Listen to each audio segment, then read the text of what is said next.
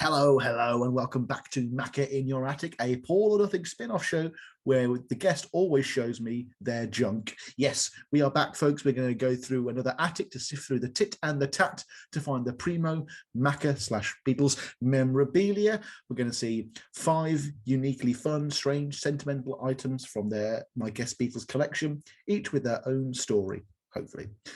As always, be sure to check out the Patreon page for access to loads of episodes still in the can, and hit me up at paulmccartneypod@gmail.com or on Twitter at McCartneypod if you ever just want to say hi. Today, everyone, I am joined by someone who is the definition of Beatles new media. She is part of the next generation of Beatle fan who is not only loving the music, but also proliferating it across current apps, whatever they are. I'm now the old Beatle man shaking my fist from the porch myself. It's all over my head. I'm going to find out what all this is about. Everyone, please welcome Sklyar Moody. What's going on? I'm very happy to be here. Thanks for having me. No, the pleasure is all mine. And I do want to publicly say I loved your appearance on Ken Michaels' YouTube channel, which he still calls his radio show. And I want to give you props for calling Off the Ground an underrated album. I was very happy to hear you say that. I mean, it's true. It is true. And I never hear anyone talking about it. And there's so many good songs on that. Well, if you check out my podcast, me and Ken do that exact thing. And we have a lot of back and forth opinions on that one, especially with the bonus material as well. If you haven't heard that, I strongly recommend you check out, what's it called? Off the Ground, the Complete Sessions or something like that. It was a CD only released in Germany and Belgium or something, and the Netherlands, yeah. Which I'm going to have to check it out. Yes, I mean, it's all on YouTube for free anyway, so don't need to do any of that. Got my Beatles homework to do, as always. Yes, and I also just want to say at the top of the show, I'm not going to hold the fact that you're a Justin Bieber fan against you on air, but off air, I might mock you for it after we're done recording. You can do whatever you need to do. I mean, I'm not as big of a fan as I was back in the day, so frankly, if you want to tease me about that, go ahead. No, I think there's 3 or 4 posters behind you. I can see them all now. They're definitely all Justin Bieber posters, 100%. They're a little blurry, but I'm going to assume they're Justin Bieber posters. Right. Let's get into what the hell TikTok is. Everyone in my life seems to be on TikTok. My mom is on TikTok. Paul himself is on TikTok. I have TikTok. Ringo as well. Let me guess, does he say peace and love a lot? He absolutely does in every video he ever posts. No, look, peace and love. No more comments on my videos. I'm too busy. I'm not going to reply to all of them. Yeah. All going in the bin. Oh man. Oh, gotta love Ringo. But yeah, I mean, I know you already answered this on Ken's show, but for the benefit of my increasingly aging, grey-haired, out-of-touch audience, what is TikTok?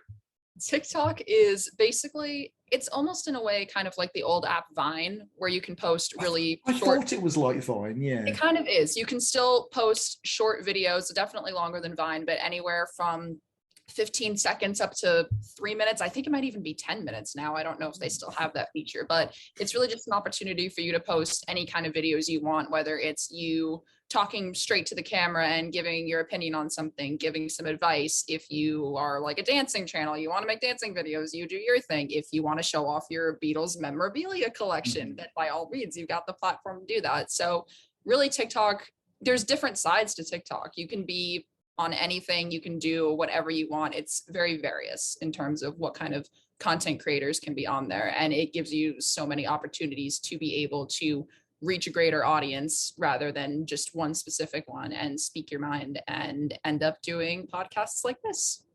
Yeah, I mean, me being the old man shaking his fist again, I thought it was mostly just people miming along to things in comedic situations. Is that just like what? That as well. Well, that's more like I do that sometimes on my account. That's kind of like the more humorous side to the content that I post, but I have been trying to take it a little more seriously lately. Yeah, I mean, I know a lot of it, similar to mine as well, a lot of it is about repurposing and reimagining other people's memes and videos and content and then putting your own spin on it. Is that something you do, or do you mostly try to do your own thing when carving a fandom out? I kind of try to do my own thing with carving out a fandom because I find that people like it the most when you post your original content or your original thoughts and what you have to say, because then people can truly connect with you. But if I hear a funny audio that I'm thinking, oh, I have such a good idea for that, like this is a funny spin on a Beatles story, I can use this audio for, then sometimes I'll post that and people will think it's the funniest thing in the world. And I'm like, yes, I did that. This is great. So really, I kind of just try to do a variety, but I am trying to get towards more of a serious side because I want to be taken seriously on that kind of platform. Yes, it's no different than what all Beatle fans do with all of their friends all the time, which is relate any single situation to the Beatles and how it's similar to a Beatles story. Like, oh, actually, oh, well, that bass line is actually similar to the one from, Rain. And then like, oh, Sam, please stop talking about this. Can you not just listen to something from the last 20 years? No, seriously, this is important. Well, it's ingrained in our brains now. You can't not relate anything to the Beatles. But what inspired you to take the Beatles as a topic onto this platform? Was there a dearth of Beatles material on the platform? Was there a demand for it? I kind of started to post some Beatles videos last year. Like as I started to find other people posting videos like that. And I thought, oh, I'm a Beatles fan. This is something I like to talk about. Maybe I should talk about it too, see where it goes. And obviously it was really slow at first, but I noticed that I was starting to find a lot of accounts, Beatles accounts that liked the stuff I was posting. I was getting a little more likes, a little more comments every day. And I was thinking, this might actually be something cool to do. Like for right now, I'm going to do it for fun. Like we'll see where it takes me, but I can see that there's some success kind of coming out of it. And over the past year, it's only grown. And I've been thinking of different ways to create content. And I've been expanding the different types of videos that I make, whether it's me recreating, like making my own little music video for a Beatles song, or like the humorous content I talked about before, if I'm stating my opinions on a Beatles era or album or song or whatever. I'm kind of just trying to do a whole variety of that. And I'm seeing that people are just starting to like it, and people like seeing the younger generations online and being able to talk about their experience as a fan. So I found a lot of enjoyment in that. Would you say that it's going to be through social media that the Beatles fandom, as well as other classic rock stuff, because I know you're into a wide variety of classic rock, is that how these fandoms are going to continue and remain strong?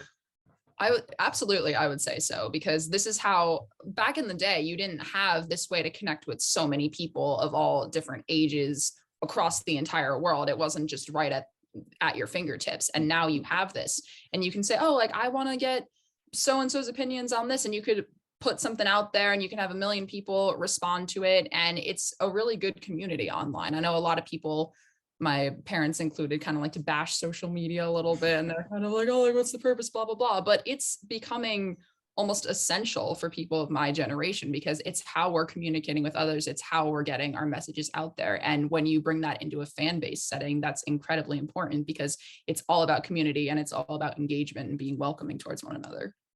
No, I can't agree more, really, because I mean, when I started this podcast, there was about two people in my in the physical real world. Do you remember that? The physical real world, that actually liked the Beatles. And then through doing this podcast for like half a decade now, I've met hundreds of incredible people who I all love and cherish. It's offered me something that I never thought I'd get, which is just an endless queue of people that I can talk to about Paul McCartney and the Beatles. So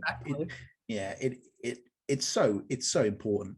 Though something I have noticed, I work in a pub here in the UK, and I've got a load of 18 to mid 20 somethings who work beneath me now. Got a promotion, woo.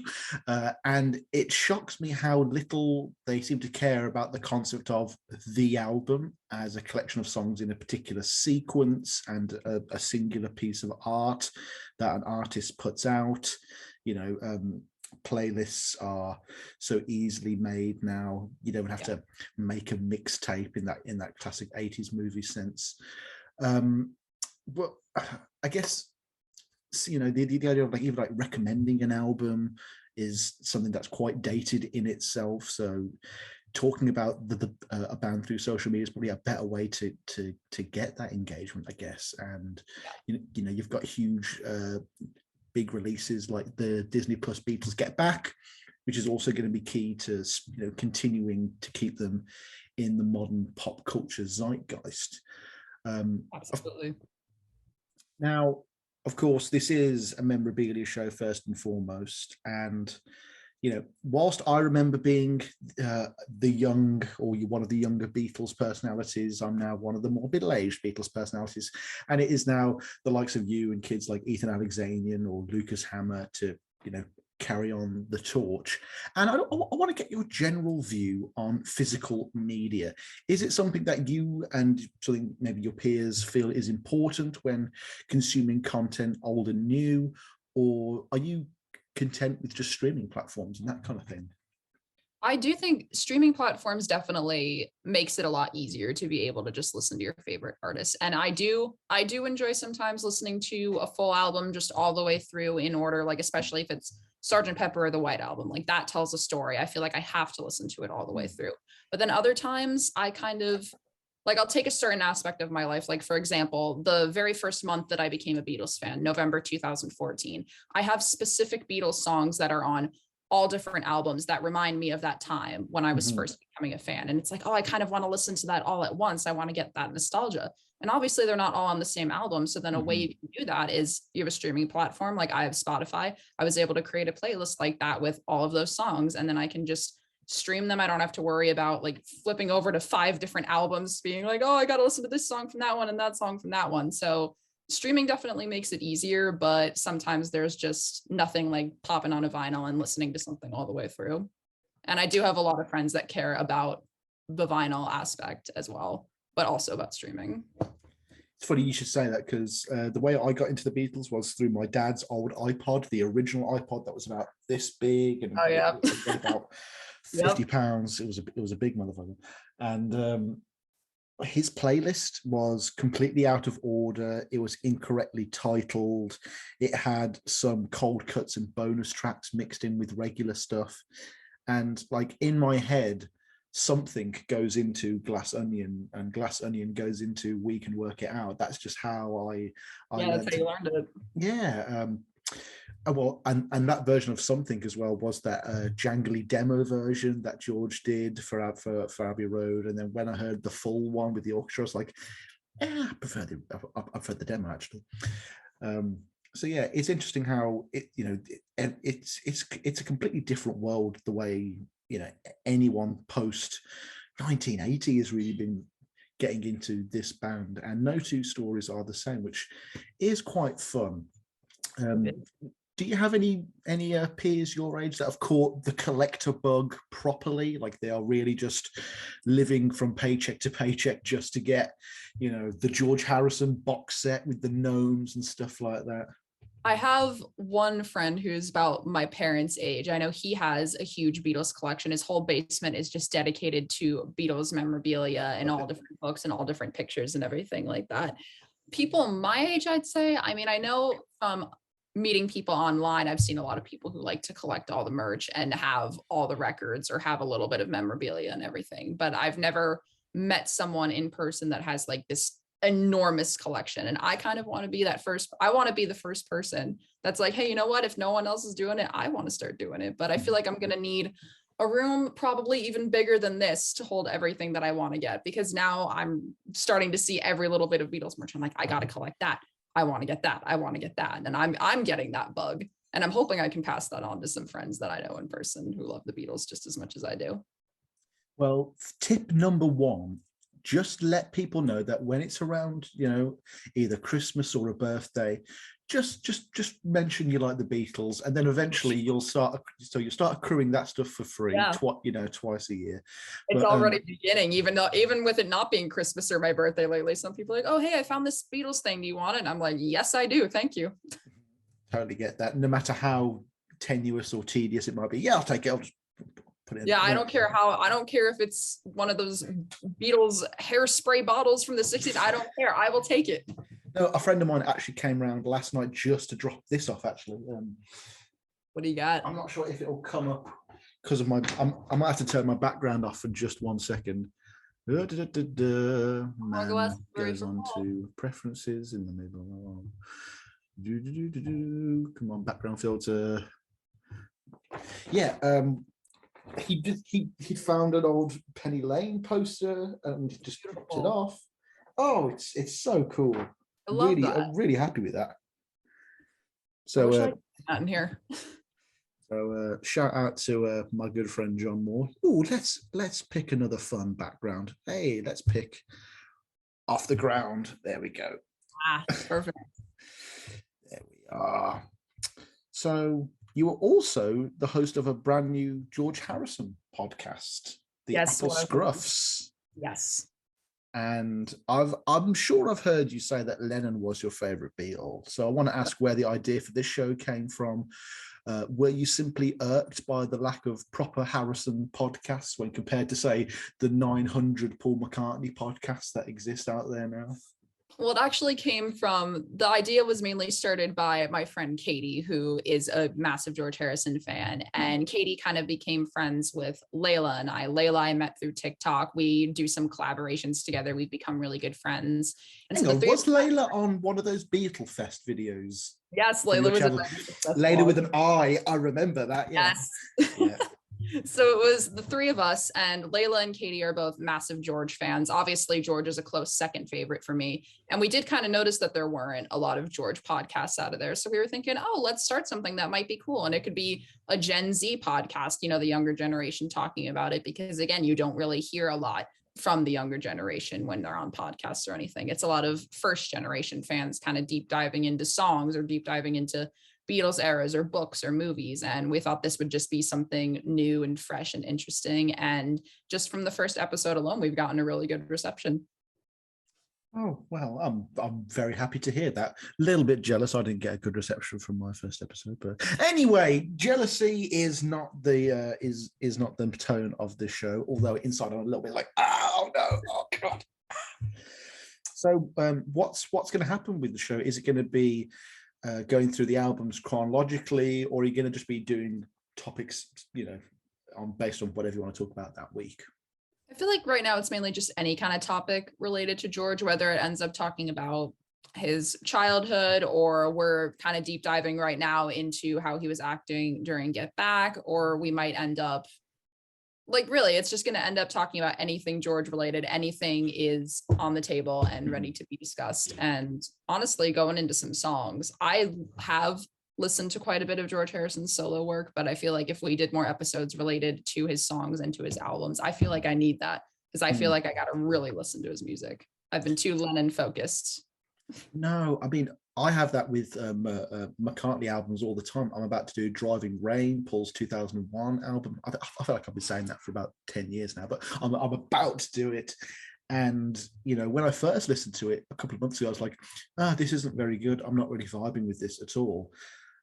Vibing, that's a word young people use now these days, I hear.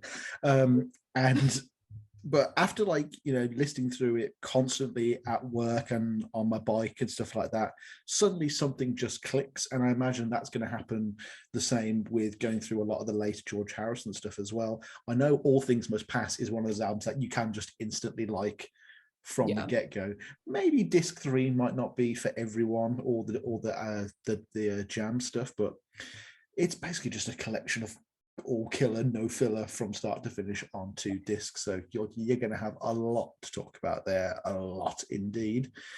I've also just done an episode on Ringo and McCartney's collaborations, so I am sure I know where to turn now in case I ever need to do a McCartney and George one, though I imagine it will start and end with all those years ago. I don't think they actually did anything post Beatles, so might have to come up with something that will last more than 2 minutes. But unless you can stretch it out, you can go into every single little detail and extend it to half an hour just for one song. That's your just go full on in. Possibly maybe talking about all the stuff during the Beatle years. You know, we could spend 2 hours just talking about the, you know, whatever you want me to play, I'll play it. All right, you know, of course, the classic one. Full psychoanalysis of George during Get Back, of any of them during Get Back, honestly. Seriously, speaking of George during Get Back, it's insane that, you know, George and McCartney didn't get along. George wasn't how to play solos, blah, blah, blah. George is the one that says, yeah, Get Back's got to be the single right now. I was like, what? That's insane. I would never have guessed that, but George is the one who's pushing it immediately in the studio. Underrated, intelligent man, I will say. Yeah, and I love it when he brings in Old Brown Shoe. He's like, I wouldn't be able to play this on guitar because the keys don't work the right way. And beautiful stuff. Lovely bloke. George and Mal are the real unsung heroes from that documentary series. Definitely. Absolutely. I Billy also, Preston, of course, too. oh man, Brings so much joy to that one recording session and just completely changes the environment. And you see it for yourself, like seeing it just go from the beginning all the way to the end. You can see how much has progressed and how much has changed just from the people coming in to visit. It's incredible. I love how there's a bit of dramatic irony in the sense that we know stuff that's about to happen that they don't. Yeah. And they don't know why certain songs aren't working. Don't Let Me Down, Get Back, I've Got a Feeling. And then you just add a little like Billy doing this electric piano, and then you just see them all go like, oh, it's such a good flashes feeling. before their eyes. Yeah. Although the best shot of the series is probably when McCartney gets the idea for the rooftop concert and you see it in slow-mo, almost frame for frame, like when Bart's showing Lisa Ralph's heart breaking in The Simpsons. It's like like that. I also saw on your Instagram that you've attended both a Ringo Starr concert and a McCartney concert in the same year. When and where did you see them? Same week. In the same week. Okay, so in the same week. They were a little over a week apart, but I never thought that could ever happen. So okay, I've talked a lot about the Got Back tour recently, and there is nothing an American can say that will surprise me in terms of how far they will travel by car because of the lack of a decent transit system. Did Paul come to you? Did you go to Paul? And the same with Ringo? They both came to me, basically. Ringo was at the Beacon Theater in New York City for 3 nights. I went on the first night, and then Paul McCartney was at MetLife Stadium in East Rutherford, New Jersey. So that was just about a half-hour train ride away from me. Oh, so you saw Springsteen as well? Yes, and Bon Jovi, which was completely unexpected. I thought he was going to bring out Ringo. I was so set on that. But then I started hearing about Ringo's band members contracting COVID, and I was thinking, well, I hope he's not sick. But then if he is sick, he wouldn't show up for Paul. But I was hoping. I knew that for that last tour date, there was going to be someone. But I'm very happy with Springsteen because, fun fact, I actually saw Coldplay about 2 weeks before I saw Paul. And I went to Coldplay's first show. They were at MetLife as well. And they had a special guest both nights. And the first night, the night that I went, I don't remember who was singing, but for their second show, they had Bruce Springsteen. And one of my friends went to that, and I was saying, oh, I'm so jealous that you got to see him. I want to see him. And then when I saw him with Paul a couple weeks later, I texted my friend and I said, I'm not jealous anymore. He was with Paul last night. I'm good. I am content. I mean, when I was watching the Glastonbury show, there was a part of me that had a real cynicism to the whole thing. I was just like, yeah, this is just part of the Got Back tour, blah, blah, blah, blah, blah. And then first when Dave Grohl comes on stage, I'm a bit like, oh my God, it's the first time we've seen Dave since the tragic loss of his own drummer, Taylor. And then Paul goes, we've got another guest. I was like, no, he's not going to do it. Springsteen comes on stage, and I'd never heard Glory Days before. Springsteen is like Prince or like Van Halen. Just I've got a real blind spot on those artists. And now I'm just learning Glory Days on bass now. I love this song so much. It's such a good track. And seeing them sing it together was incredible. And it's interesting that Paul didn't do like a Foo Fighters song or a Nirvana song, but he would do a Springsteen song, which means that Paul listens to Bruce Springsteen, which is interesting. Just like, seeing Paul being like, born in the USA. Yeah, that's a lovely little image in my head. But what about the All-Star Band? It's no secret on the show that I'm a bit of a, I'm not going to say Ringo hater, but I definitely have a certain sly, wry sense of humor when it comes to solo Ringo. Although I do think You Can't Fight Lightning is one of the best post-Beatles songs ever. I absolutely adore that track. But I've got no urging desire to go see the All-Star Band. Would you say it was worth the price of admission? I would say so, yeah, because you get not only just Ringo's solo stuff or the Beatles stuff, but you get to hear a little bit from the other artists as well. And it's kind of like, okay, even if you're not super familiar with it, it's still nice to listen to. I mean, would I have preferred to sit there and only listen to Ringo and only listen to him do his stuff? Yes.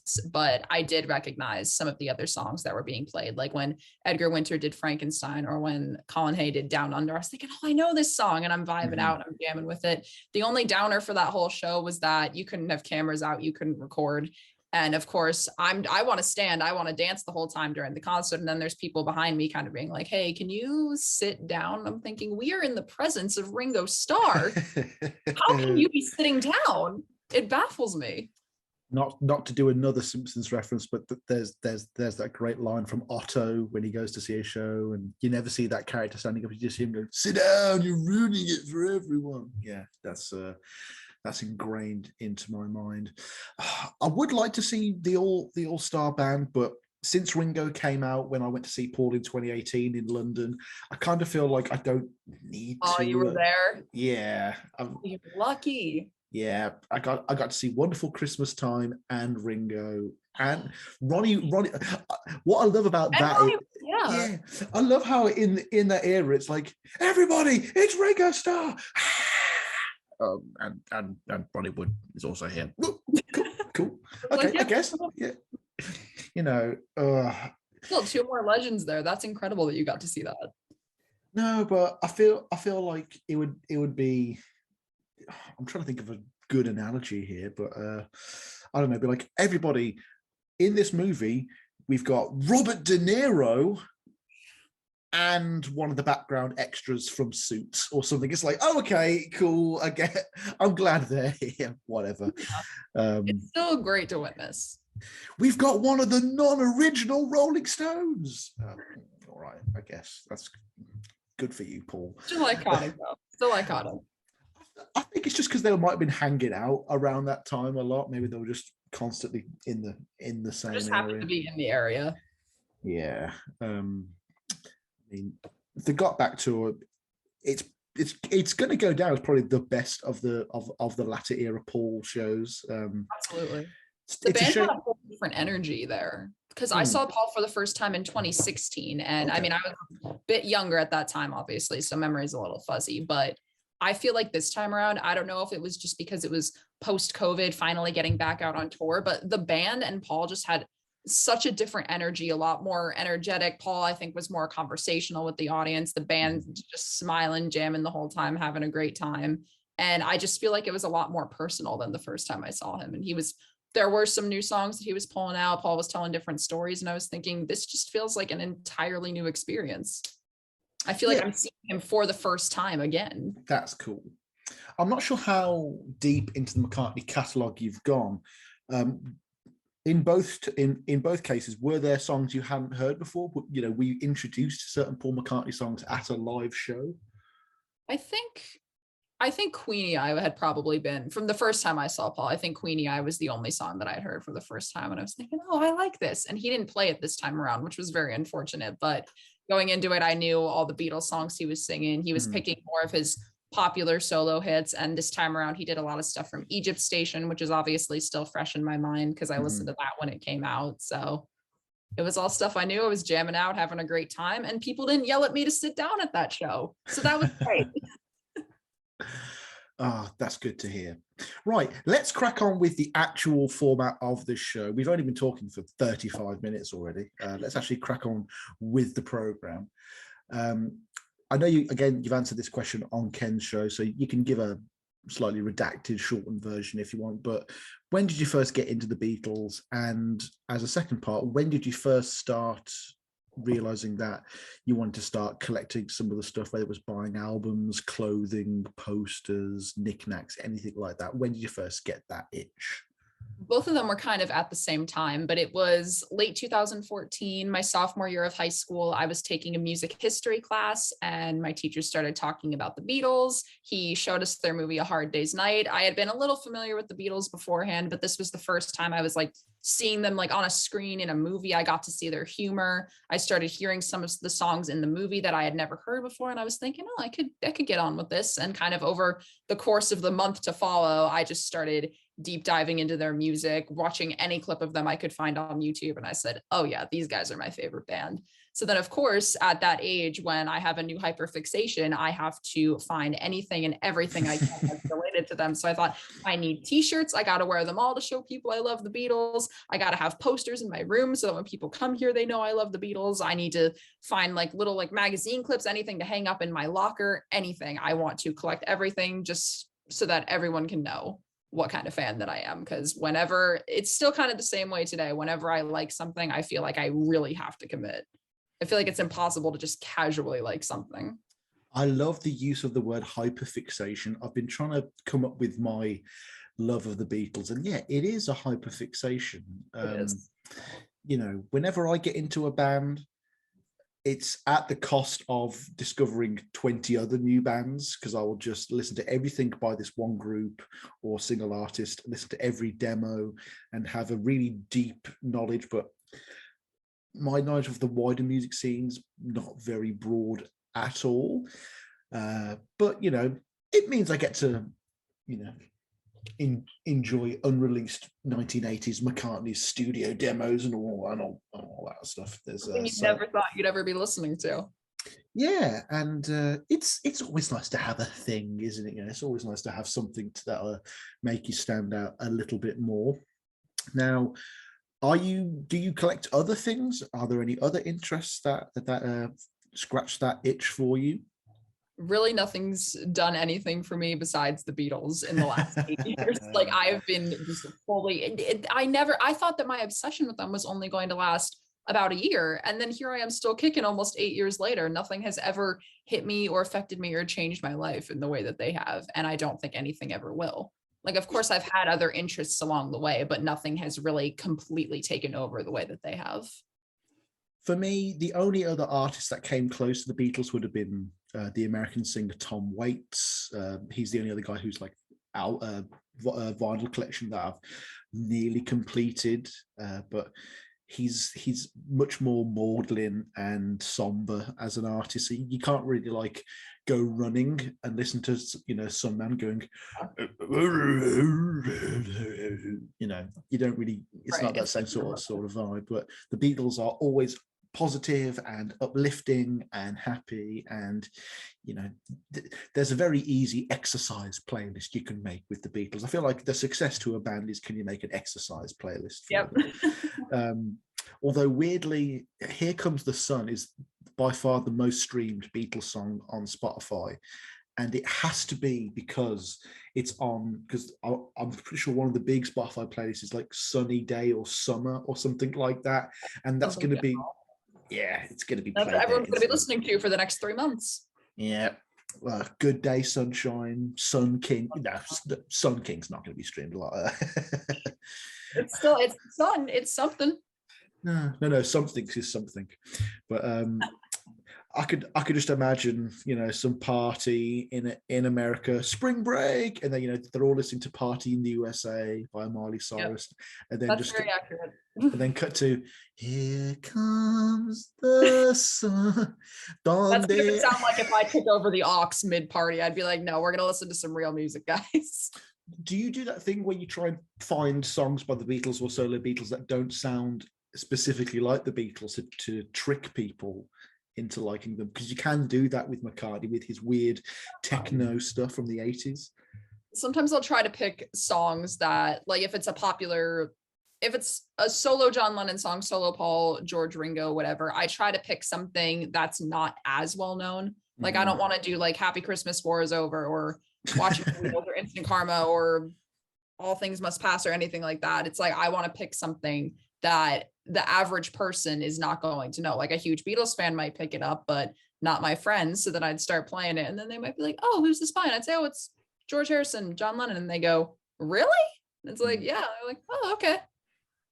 I've never had anyone say that to me, like, oh, like the Beatles are stupid, the Beatles are dumb, like I don't like their music, blah, blah, blah. I might have people say like, oh, like it didn't really do it for me. I'm not super obsessed with them. And I always say, that's okay. As long as you can appreciate what they've done for music history and acknowledge that they do have good music and they have a very extensive catalog, then that's good enough for me.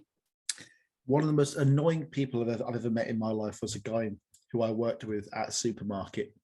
And he made the claim that Slipknot, the heavy metal band, have no musical influences and that they are totally original and that they just came up with their music. And I remember this red hot rage inside me. It wasn't even just the fact that he wasn't appreciating that the Beatles basically invented the modern rock scene, but just the idea that a band isn't influenced by the music that came before them.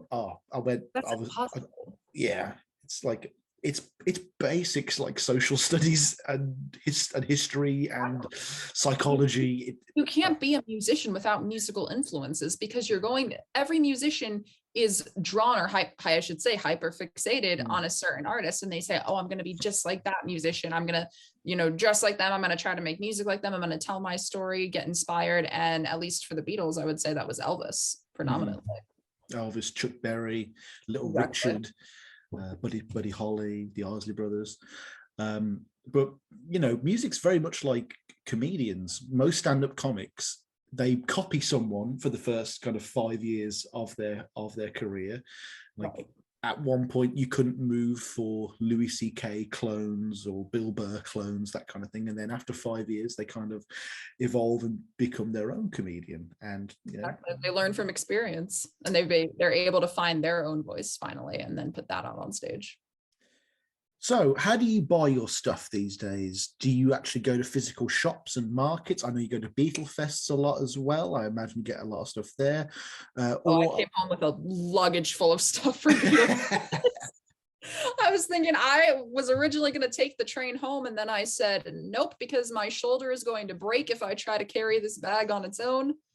But yeah, from Beatles Fest, I got a lot of stuff. If I ever spot any kind of vintage shop, I try to just go look and see if there's anything in there. But I'd say most stuff comes from either people that know me that want to pass something down onto me, or I'll just take the basic way out and I'll go on Amazon if I want to buy records or a well-known Beatles item. So, I mean, it's pretty easy. I'm lucky to have that, but I do wish that I was able to really go out and really become that collector that says, oh, I found this at this flea market or at this vintage store. I want to be that collector, but it's very difficult, time consuming, a little tedious, because you got to be committed to that. You got to really dig through everything. And sometimes I don't have the patience. There are thousands of people who are going out with Beatle fans who have to suffer through going into another charity shop, another flea market, another record store, straight to the section that says B. Yeah, that's me. That's my first stop. Yeah. I'll be with you in a minute, okay? Give me a minute. And then M, and then L, and H, and S, exactly. And then, I'm always looking. And in my case, W as well for wings as well. Yes. No, pretty much every holiday I can picture in the last 10 years is basically in my mind built around a single Beatles purchase. Like, oh, that trip to Scarborough is when I got Wings Over America and Coming Up, and oh, that trip was when I got that. It never ends, and it will never be enough. It will never be enough. It's like heroin. Hearing the Beatles for the first time is the first one. It's always free, but then you got to pay for it after every time. I've always said I'm never going to financially recover from being a Beatles fan. No, blessing and a curse. The recession ain't got nothing on Beatles fandom. That's for sure. Amen to that. Would you? Did you ever have any opportunity to go to the less, shall we say, legal parts of the Beatles festivals where they sell stuff like bootlegs? Were you able to access any of that, or were you mostly sticking to the stuff you can legally purchase? Mostly sticking to the legal stuff. I was just kind of like, oh, I don't have this album yet, or oh, that book looks cool. I was really getting into the books when I was there. As I'm like, I got to start reading. I got to just cram all of this knowledge into my brain, because obviously I know all of the surface stuff, but then I'm still learning new things every day. So I was like, these books are like textbooks to me. This is like school. I got to sit. I got to learn. I had to buy a whole new bookshelf from the books I've collected this year. Again, I am never going to financially recover. I'm just going to have to just keep making room adjustments. And these are books that you actually read or just like to have because they say the Beatles on them? Because I'll admit, they're on my reading list. I'm going one at a time, but yeah, they're on my reading list. no. As a podcaster, I've kind of worked through a lot of the books, but mostly in a kind of university style research manner where I'm underlining and highlighting and putting little reference postcards in and stuff like that. Actually reading stuff, I'm so bad at it. I'm really bad at it. I've done a couple of interviews with authors recently, and those are the only occasions where I've sat down and like read a full book in a week in the past like 5 years. I'm really bad at it. I really need to sort that out. Especially, but it's just so easy to go online. Like you got the Beatles Bible, BeatlesBooks.com, the Paul McCartney Project, even Wikipedia. There's so many ways just to get so much knowledge on this band and appear as if you're an expert on it, which is something I've gotten pretty good at over the last few years, I must admit. Do you have a good record store scene in your local area? Not too much, no. I feel like the best I can get is if I go to New York City, or I'd have to do research and figure out if there's any places in my area. I used to have a little vintage shop that was right down the street from my house, but then it closed shortly after we moved here. But they had a pretty big record collection there, and I always enjoyed looking through that. And then, of course, it's like, oh, you found something? Nope, we're going to take it away now. And I'm thinking that would have been so great. I would have kept going there. I would have kept that place in business. Yes, to the Beatles fan over here. You would be even less financially stable, but it'd be worth but it would be worth it. Is there any element of Beatles memorabilia that you've got no interest in collecting? Like I know some people collect bubblegum wrappers or fake wigs or mugs. Is there anything where you'd be like, I don't need that. I'd rather get another vinyl. I mean, I have seen some questionable Beatles merch out there that I'm kind of looking at and thinking, I don't know, like those bobbleheads or like face masks that they have. I'm thinking, those, I don't know if I would want to look at that every single day. But at the same time, I kind of see that. I'm like, but it's Beatles. I have to have it. Yes. I want to have just a whole house full of merch. So honestly, like it kind of goes back and forth sometimes. I'm like, I don't need it, but I also do because it's Beatles. The compulsion's quite manic, isn't it? It's quite worrying. Like I've had some out of body eBay experiences where I'm just sitting there watching myself type in £100 for a spinning piece of plastic with a pretty picture on cardboard. It's like, what am I doing? That was like 8 hours of work just to buy that. If you're a Beatles fan, then it's all worth it in the end. You work for that kind of stuff. And then once you've got the vinyls, then you got to get the CD. You've got to get the cassette. You got to get. Oh, I wonder if there are any Beatles laser discs. Okay, Beatles. Let's go on eBay right now. Oh gosh, this is just going to turn into us going on a shopping spree. No, I was thinking of doing that for one of my bonus episodes where I'd take some of my Patreon money and just see what the complete Beatles 1980 UK video laser disc, £3.49, 6 days left. Paul McCartney in the World Tonight, the Japanese documentary, Laserdisc 30. Hard Day's Night Laserdisc, $14.99. Buy it now. Ooh. I don't know if it translates to in American dollars. I'm hoping it's not too expensive. It's about 1.5 times, so that'd probably be about $45, and then that one would be about 22, something like that. That's not terrible. The movie Help on Japanese Laserdisc, £14.99. Oh my gosh. See, the frustration I have with buying merch is that I want to own almost everything, but at the moment I do not have the room. Mm-hmm. And then I keep thinking, I'm like, oh God, I got to wait till I've got my own place. And then I can dedicate just a whole bedroom towards all Beatles merch and I wouldn't have to worry. All of my childhood board games had to go. I was like, goodbye Monopoly, goodbye Buckaroo, Operation. This chest is now for the Beatle books. I'm sorry. You get Beatles Monopoly. eBay, Beatles. That is a thing. That is the thing. Absolutely. So obviously Penny Lane's going to be one of the places. It would have to be. Yeah. Oh my God, the Beatles Monopoly game. Good Christ. Oh my gosh. Folks, I'm sorry for this diversion. Let's have a little zoom. Doing our Beatles shopping addictions. It's okay. Okay, so Okay, so some of the places are just like album titles. So like one of the green ones is just called Let It Be. Magical Mystery Tour is one of the red ones. But then you've got the Mayfair. It's Apple Records. That's great. Oh gosh, I kind of have to get this now. That's another one. Kind of have to. It cost me £30 here, Skylar. Thank you so much. I got to say it right now on the podcast. You better buy some Beatles Monopoly. There's a collector. Get over to the UK. I got to play that. Oh God, there's a collector's edition as well. Oh my word! There's got to get both. They've got to get both. Got to get both. No, explaining to my mom for Christmas why I needed 2 copies of McCartney 3 was a futile exercise. It really was. Like, so one's blue and one's just normal. Yep. That's it. So there's not any like different. There was a green one. There was a red one. You got to get all of them. You need all the colors. No, but son, there's like different music on it. Like a bonus song. No.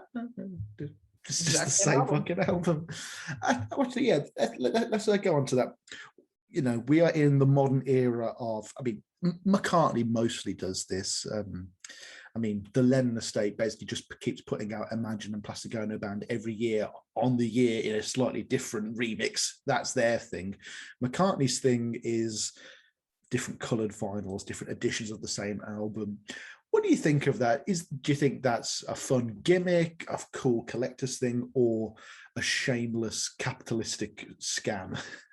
I mean, I'd say it's pretty fun because sometimes people like the colored vinyls and then you can pick whatever your preference is. I do think it's going to financially destroy every single McCartney fan out there, but I don't think he's doing this like to get money because he's Paul McCartney. He's made it. He's already up there. I think he might just be thinking, oh, this is something cool for the fans. They might enjoy it. I think just to push back slightly there, I don't think whenever we talk about releases, it's not Paul specifically. It's going to be people at Apple. It's going to be people at MPL who are looking to increase the market share and keep the investors happy, that kind of thing. I mean, did we need the McCartney 1, 2, 3 box set that I've spent £120, about $150 to get a coloured version of McCartney 1, 2, and 3? Of course, none of us needed it, but I've got it. There hasn't been a box set released already. Like I figured it would have been a lot sooner after McCartney 3 was released. They've got us by the balls, man. They really have. And if there's not a Glastonbury double or triple vinyl collection in the next year, then it'll be coming. Yeah, it'll be coming.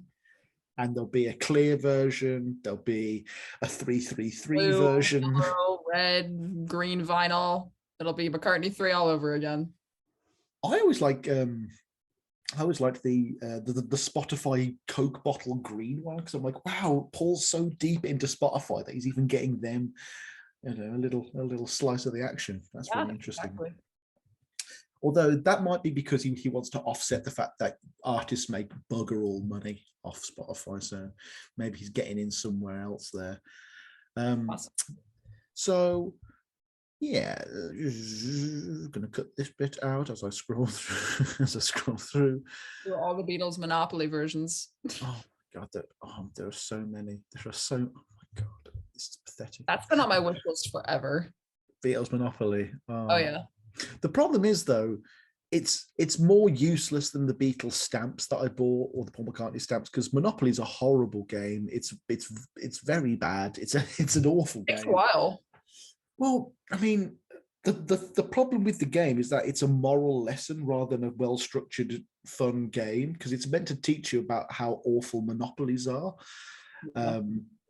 Because the moment someone gets an advantage in that game, they've won the game. They've just won the game. And I think I've watched hours of documentaries on Monopoly. You know, when you go on one of those deep YouTube dives, and if you go first, you've got a 40% extra chance of winning right from the get-go. So, and I mean, the Beatles ironically had a monopoly on music for a while, so it kind of makes sense. It kind of makes sense. Absolutely. What are some of your items that you would most like to be picking up in the near future? I want to definitely complete all of the vinyl collection, mainly all the LPs that I don't have yet. Try to get some more of the solo LPs from Paul, George, Ringo, because obviously I mainly have John. I think that's the main goal for now. That and just filling up my bookshelf with anything I can find. Well, And trying to pick up a little bit more like super vintage merch, like merch that's from the 60s, because I definitely don't have a lot of super rare items like that. So even just getting a little bit at a time would be nice. well, I'm just going to say right now, if a copy of Off the Ground or Driving Rain does go on eBay for a small amount of money, I will snatch it up first. I will definitely use the power of Patreon to get extra funds into that. To be fair, that there's a copy of. Let's go back to eBay. I believe there's a copy of Off the Ground going for about £130, so that'd be about $200. I don't know if I'd ever go that far for a record. Let's see. Holy okay. There's one going for £265, which would be about $340. Okay, here's a much more reasonable one, £125. Zero bids. How telling. It's tempting. £180. Oh, my birthday's coming up. I might have to slip my mom an email, I think. Oh my gosh. It's so expensive. The link is a casual hint. Yes. Just like put it in amongst her mail, like Bill. Sam wants exactly. Off the Ground. Bill. So let's move on to your 5 items. Let's go up into your attic. Let's dust off some cobwebs. Let's see what you've got. Let's have a look at item numero uno. All right. This is the most recent item that I've picked up. Well, I didn't pick it up. Someone sent it to me. I had a YouTube subscriber email me talking about how he really loves to see the younger generations getting into the Beatles. And he said, I have this piece of Beatles merch from the 60s. It's just been sitting in a drawer this whole time. I want to pass it on to someone who I know will appreciate it for many years to come. And I haven't had the heart to ask for confirmation on exactly what it is, because I've been a little embarrassed, but it's got to be some kind of like tablecloth or some kind of like napkin or whatever, but it's got this print on it of all the little doodles of their records. It has names of their songs and everything. It's a little stained, but if it's from the 60s, so that's okay. But I've been holding near and dear to my heart because I think this is the most vintage piece of merchandise that I own. And the man who gave it to me, his name is Jacques. So I'm going to say thank you, Jacques, for this, because you did not have to give it to me, and I really appreciate it. That's lovely. That is. Maybe it could be like a little shawl if you're like a babushka lady. You know? Yeah, that's what I was also, or like a scarf or something. But I've had it hanging on my curtain rod in my bedroom, and I feel like it looks nice up there. I'm like, that's cute, because I didn't know where else I was going to put it. Please do not get it sun damaged. I had the original Buzz Lightyear toy when Toy Story came out, and it sat on my windowsill for decades. And what was once, bold, bright white plastic became like dull tobacco yellow. And I was, oh my gosh. Okay, yeah, I will be careful with that. Yes. No, maintaining a lot of this merch is the most important thing. I've just bought a bunch of plastic sleeves for my vinyl. Although there's a video on my YouTube must watch list where it's like plastic sleeves ruin your vinyl or something like that. So who knows? It'd be pretty tedious when you got to put the record back in the sleeve, and I'm like, I do not have the patience for this. Oh, have you ever had one of those days where you end up listening to a bunch of vinyl and then you kind of snap out of your euphoria and you realize you've got about at least 7 minutes of just putting stuff back in the right order? Oh, yeah. Oh no, yeah. I'm missing the insert. Where's the insert gone? Yep, that's the unfortunate process of it all. Yeah. Kids, you kids today don't know how lucky you have it. You really don't. But yeah, that was an awesome first item. I really enjoyed that. If anyone knows what that was exactly, I'm probably going to go with tablecloth or something like that, possibly for like a tea set perhaps. But if anyone knows, if someone can confirm that, please email in at paulmccartneypod@gmail.com or comment down below. But let's have a look at numero dos. All right, this another little piece of vintage merch. It's a replica. It's not the original, but when I first started my current job that I have last summer, wasn't really enjoying it too much, still kind of a little iffy on it. And as a result, my dad's friend picked up this official Beatles fan club letter for me and kind of sent it to me and said, hey, I know that you're having a hard time in your job right now, but I feel like this might be a little bit of inspiration. So it's a fan club letter from, I'm not sure what year, but it says, "Welcome to the fan club. Hope our efforts continue to please you because that's all that really matters to us. Thanks for the fab way you've treated us since the beginning of 1963." And it's signed by all the boys, which I've also heard that these signatures on this letter were all like, they all kind of forged each other's signatures. But to me, I'm just looking at it and I'm saying, hey, the Beatles are talking to me. They said, "Thanks for the fab way you've treated us." And it's like, you're welcome. You know, like a little letter from the best friends right here, which I love. Sorry, I just seem to be getting really dark on my screen at the moment. I don't know what's happening. That's really cool. Oh my gosh, that's pretty Got fun. a nice frame to it. I have it hanging on my bedroom wall. Like, read it every day, and I'm thinking, those are my boys. Just picture it in Liverpool accents. We really enjoyed all the way they treated us since 1963. Thank you, Sklyar. Yep. Yeah, excellent. I love the frame as well. Very official. Right. I wish it wasn't the only thing is that I wish it wasn't a replica. I wish that it was the real original thing, but I can't imagine how much that would cost if it's even still out there. Something that's sad with Beatle fandom at the moment is that there isn't a unified fan club or fun club, because you've got about 700 fan clubs on Facebook pages alone. Exactly. The idea that the original fan club that sprouted from Liverpool was a physical thing that had, a piece of paper, I imagine, that had the names of everyone who was involved. It was all centralized. Was probably a much more satisfying experience, shall we say. But then again, they didn't have access to millions of other fans worldwide. So, there's definite give and take there. So we've had tablecloth, we've had what I'm going to call an official, real fan club letter, because you make the reality you choose to live in. Exactly. So whatever makes you happy, whatever gets you through the night, I should say. Yeah. Oh, it's an okay song. I'm sorry, it's not one of my favorites. All right. You're entitled to your own opinion. Well, no. This is my YouTube channel. It's fact, whatever I say, so it's fine. Right. Let's have a look at number 3. All right. Let's see. I have my father's original copy of Abbey Road that he bought in Stockholm in 1969. So he passed that on to me when I first started collecting records. So I just kind of like that he had it this whole time, and now I get to have it as well. But then, of course, I have to have this copy, and then I have a newer remastered copy of my own, which I've only heard a little bit of a difference on it from listening to both albums, but there's just something a little more special about this one, knowing that it's original. I can't explain it. No, Abbey Road. One of my most important items. I've shown it on the episode where I was the guest on this show. It's my dad's copy of Sergeant Pepper, so I know exactly how precious that is to you. Although my dad stole his copy, which is an extra layer of interest to that story. Exactly. I wonder if the statute of limitations is still up on that. Who knows? Who knows? I might just get swatted any moment now, like it's a live Twitch stream or something. Right now, someone burst into the recording right now and say, "We know your dad stole that album." Yeah, back in 1968. And you're an accomplice now, so hopefully the jurisdiction doesn't leave the UK.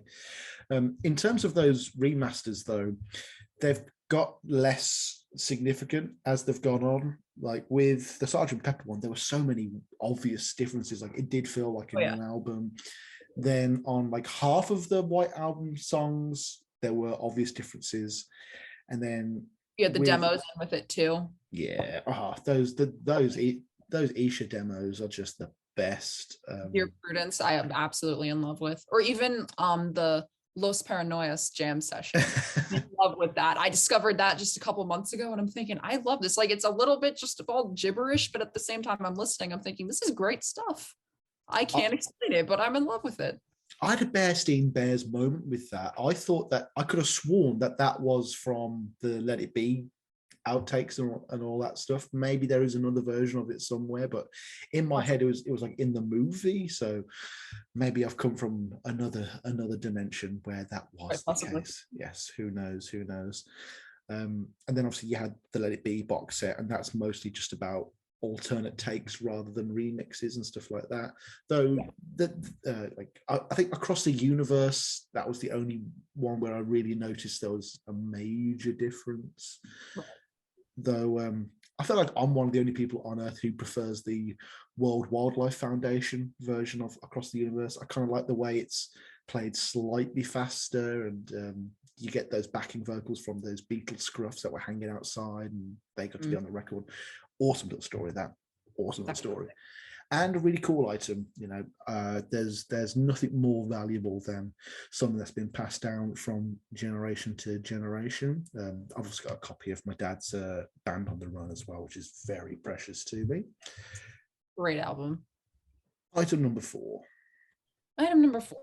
All right. I don't know if this was a TV show that's ever been on in the UK, but there's a show called Little People that I used to watch when I was younger. It's hard for me to try to explain the plot line of a kid's show, but it's almost this like claymation kind of style of just these like friends. They're all like little tiny, almost Lego figures, almost kind of like living in the town, helping out their friends and family. Anyone can look up the plot to it because you'll probably find a better explanation for it online, but they have like the little toy figures of it. They're about this big. So you could like buy the characters from the show. You could have your own little village or anything. And this was a couple years ago, but they put out a Beatles version of the Little People. So I have found them for me, and she said, I knew that you had to have this because that's show fucking awesome. Oh, and the back, it's going to be flipped, but it says, "Little ladies and gentlemen, it's the Beatles." And so that's, oh my god, so this is the style, like this is what the characters look like on the show, this is what the toys look like, and I've kept it in the box this whole time because I love it. I can keep it as a collector's item, but also I didn't even know where to put them. So I thought, it's going to stay in a box. This is going to be my collector's item, and hopefully it's worth something someday. Oh my gosh, I really want them. They're great. Oh, it's based on a Fisher-Price toy line. We definitely had those toys here in the UK, but we haven't had the show. Oh, let's have a look at how much those Yellow Submarine action figures are going for, actually. Because too much. I keep wanting to get the Yellow Submarine little the Funko Pops, but they're always crazy expensive online. Funko Pops, I've got a bit of a thing where I can't stand Funko Pops. I'm sorry. How come? They, at least here in the UK, again, for example, I don't have a problem with Bjork. I just have a problem with her fans. And it's the same thing with Funko Pops. They're quite fun, but that you just get some people, especially here in the UK, that they have too many of them. And it's not like they're ever going to appreciate in value or even hold their current value. I feel like they're a bit mass consumer tat, I guess would be the best way to put it. I don't own too many of them. I only have a few because I know they're going to just take up space. And I'm thinking I'm only going to buy a Funko Pop of a character if I am absolutely in love with them. Holy fucking shit. Okay, Beatles Yellow Submarine Funko Pops complete set, including the blue meanie. £520, about $700. My gosh. Why is that so rare as opposed to like the John Lennon Funko Pops that just came out? I don't understand why the Yellow Submarine ones are that expensive. Okay, Beatles Yellow Submarine, McFarlane. Oh, McFarlane did them. Excellent. You can get all 4 for £85. Oh. Another purchase on the horizon. Ooh, folks. I'm going to be dipping into the funds here, I think. £85. That's not... Even if I wasn't using other people's hard-earned cash, this would be something I'd be... Oh my gosh, I've really got to get this. Although... I wouldn't be able to take them out, and I would want to display them, but you can't take them out of their original packaging. They'll lose the value, yada yada yada. I mean, with stuff you collect, would you ever buy an album and then never play it? No, I don't think there's any way. Every time I buy an album, I got to listen to it at least a few times. Even if I don't listen to it super often, I'm like, I got to play it once. I got to hear how it sounds. Yeah. That's the whole point in collecting them, right? I know some people that might collect them and they never listen to them, period. They're just like, oh, I have this vinyl just to own it. And to me, I could never do that. No, you need to have fun with it. You need to experience the passion of it. I feel like it's a terrible waste. Maybe it's just because I grew up with Toy Story and like, you know, all the toys like I want to be played with, and like I feel like the moment I leave the house, all the vinyls get out and have little adventures, and like Sam hasn't played me for 3 years now. It's like, no, but don't worry, he'll play with you soon, Woody. Oh my God. Yeah, That's one way to think about it. Vinyl Story. Final Story 1, 2, 3, and 4. No, I think my one would just end at number 2 because I want them to be perfect. I really do. I've come around to the idea that Toy Story 4 is kind of trash now. It took me a while, but my friends have worn me down. I kind of defended it at first, but I also broke up with someone the day I saw that movie as well. So, and it really hits you. Not the best association. Same with Star Wars: The Last Jedi. I got dumped on the same day I saw that as well. So yeah, oh yeah, no. Whenever I go and see a film now, I'm always just like, what bad thing's going to happen today? Okay. So you can't develop this. Yeah, I've got to go see a movie on a good day. Yeah. Oh, you know, I'm going to go see Jurassic World Dominion. Oh, Sam, you know, your tests have come back. You have lupus. Oh, God damn it. Okay. I'm going to manifest that that's not happening. Yes. Or like, you know, I go see the new Elvis movie. My hair starts falling out. It's just I saw that the day it came out. It was absolutely fantastic. Is it good? It's good. The editing's a little, it's just so much happening at once, especially in the beginning, but you're also kind of realizing like, wow, this is art. Like I had never seen a biopic done in that way before. Have you seen other Baz Luhrmann films? Off the top of my head, I don't believe so. I don't know much of other movies that he's directed. I mean, you could name one and I might know it, but off the top of my head, I think this is the only one. His style is very particular. He's very loud and in your face and ostentatious. Like he did Moulin Rouge famously. He did the Leonardo DiCaprio version of Romeo and Juliet. Mm-hmm. So he's not known for his subtlety. That definitely comes across in Elvis. I'm a bit trepidatious about that movie though, because the moment you cast Tom Hanks as Colonel Valor Stealing Parker, you kind of just assume that he's not going to portray him as evilly as you might expect. But I've heard that apparently they do touch on the darker elements of the story. They do, yes. That's good. That is good to hear. I'm glad to hear that. Oh. You do get to see like the personality clash almost between him and Elvis. And it's kind of, you're sitting there thinking, oh my gosh, they're in two different worlds. I don't want to spoil too much. Spoiler alert, Elvis dies at the end. Or is he still alive? Who knows? I'm going to name you the most beautiful name there is, Elvis. Elvis, you can get barbecue shrimp, toasted shrimp. It's just Forrest Parker. Oh no, that's the sequel. No, Forrest actually meets Elvis in the first one anyway, so the timelines wouldn't line up. Oh no, wait. In that movie, they imply that he teaches Elvis the funny dance because of his leg braces. That's what happens. Yeah.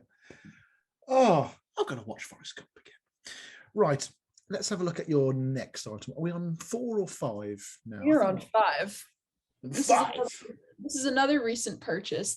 I bought this at the fest for Beatles fans in New York when I went in April, because I had been seeing them around online. I saw one of my friends got this item and I thought, I definitely don't need to be spending the money on this, but it's something I couldn't resist. These big chunky yellow submarine slippers. Which everyone loves. They're thinking, you got to be kidding me. Why did you buy that? I'm like, they're too iconic. Like if I put them on, I literally look like I'm wearing Donald Duck shoes. That's the best way I can describe it. But they're about that's so cool. That big. Okay. It's insane. Folks, we're going back on eBay. They're not that expensive. You don't even have to go on eBay. I think they're on Amazon probably. Submarines. These were probably around $40. I would say, if my memory serves me correctly. Yeah, they are. They're about £33 here, so that they're extremely comfortable. So I highly recommend. Ooh. To you and any listeners out there, go buy a pair of yellow submarine slippers and you'll be happy for the rest of your life. Authentic men's silk ties based on Yellow Submarine. Oh my gosh, there's so. Oh no, it's pictures of the movie. I thought they were going to be ties the Beatles may have worn in the film. No, I don't want that at all. Awful. They're cool though. That is one of my top 10 items that I've had on this show so far. I love stuff like that. Lovely. No, it's crazy. It was a good purchase. Totally worth it. Now, I like obscure vinyl and then like really frivolous stuff. And that's one of the best frivolous ones I've had so far. That is excellent. Love it. Absolutely love it. I remember one Christmas, because my parents divided the gifts amongst themselves as like a little competition, which is weird as hell and probably quite toxic and not a good environment, whatever. My mom got me a PlayStation 3 as like her big gift. And then one of my dad's smaller gifts was a TV tray that had a big cushion on the bottom of it. And it was like a Simpsons one. And then when they asked me what my favorite gift was, I said it was the tray. And my mom was... I think she still holds a grudge to this day over that issue. Were you being genuine or were you being sarcastic? I think I just loved the tray. I don't. Yeah, it was a great. Over tray. An Xbox, I mean. Not an Xbox. I'm a PS3 boy. I would never get the Xbox. Never. To me, it all sounds the same. I'm sorry. It's all Greek to me. Almost every gaming console just kind of all blends together in my mind. Not played Beatles Rock Band then? I have not. I do not have that console unless they come out with some kind of version for the Nintendo Switch now, then maybe, because I have that console. Yeah, you can plug the Switch into the TV, so there's no reason why they shouldn't have the instruments, but rhythm games are a very 2010s thing. I'd still play it. It's Beatles. No, the best thing about that game was it had a bunch of the studio chatter that hadn't been released on any record yet. Like whenever you started the game, you'd always hear, "Come on, George, I want to hear the world," and all of that stuff. A lot of it would go on to be on the Let It Be Naked box set, but you could just get it on a Rock Band game. It was way more fun. They also messed with the history like they did I Want You, She's So Heavy, and had that on the rooftop level. And it's like, oh, come on. You don't have to do that.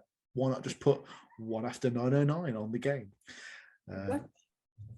I guess it's because that's just a strumming chord song, and it would literally just be blue, blue, red, red, blue, blue, red, red for the entire song. Who knows? Anyway, back on topic, i.e. ending the show. Thank you so much for coming on. Thank you for your awesome items. They were wonderful. Thank you so much for coming on. It's been a great episode of Macca in Your Attic. I know we haven't done one of these for a while, so I hope everyone at home has enjoyed this. But thank you for coming on and making me feel like an old man, Sklyar.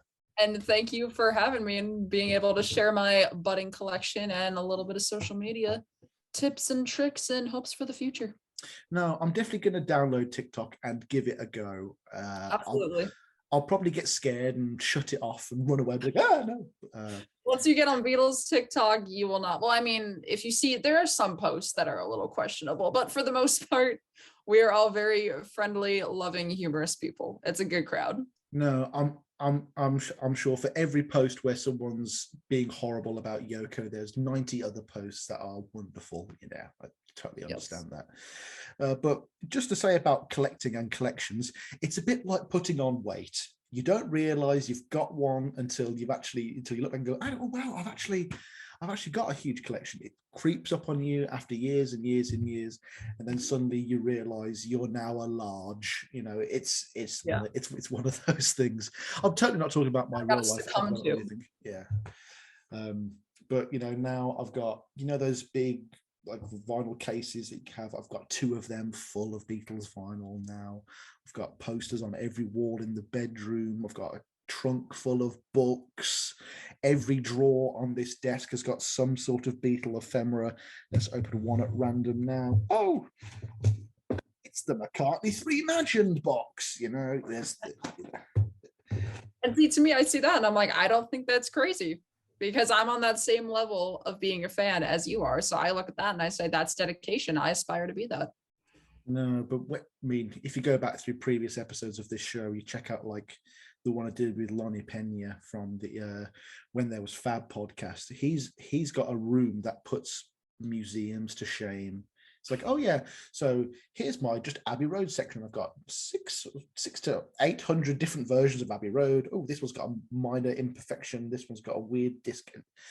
It's just depressing. And if you think you're not going to financially recover, that man is in the hole. Like that's where I'm going to end up someday. I know that for a fact. No, unless I win the lottery. It reminds me of that bit on Malcolm in the Middle where the dad goes to the mafia to borrow some money. He goes, look, I'm not going to pay you back. Just break my legs now and give me the money. Right, everyone. This has been another episode of Macca in Your Attic. We have gone through Sklyar Moody's attic. We've dusted off a few things, seen some wonderful items here. Go and check out all of her socials. There will be links down below. Leave a comment, like, and subscribe. Smash that like button, or whatever the youth say. Thank you so much, everyone. That is accurate. Smash that like button right now, guys. Thank you. Thanks for having me, Sam. Peace of love.